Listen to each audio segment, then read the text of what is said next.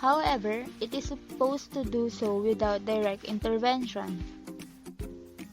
Here are the steps which government take in order to indirectly influence the financial system and create a positive environment of growth in the economy. Interest rates and loanable funds. Because the interest rates decides the time preference of people. If the interest rate is high enough, people will postpone their consumption for a future date. However, if the interest rate is low, people will consume immediately and the saving rate will reduce. Reserve requirements. To keep a fraction of their reserve with the central bank before they lend out the rest of their money. Minting of money. To create money supply in a country.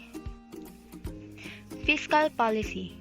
Because there is already infrastructure in place to sell government-backed securities, but the government must ensure that a balance is struck between the public sector and the private sector funding. Transaction cost and taxes.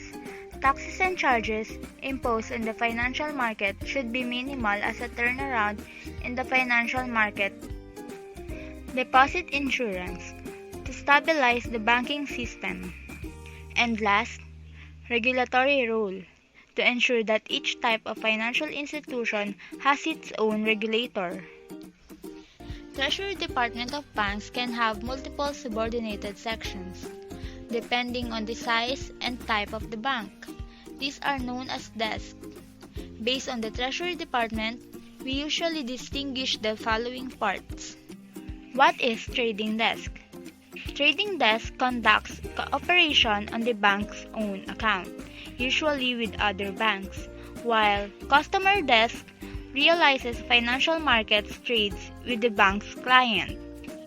Depending on the size of the bank and its intention, did you know that trading desk and customer desk, also known as treasury sales desk or corporate desk, can be divided into additional components based on the part of the financial market in which they operate, like for example, FX desk, money market desk, and derivative desk, and etc.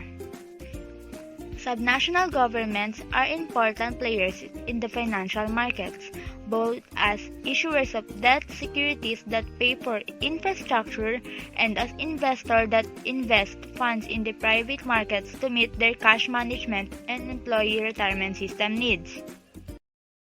Created using Powtoon.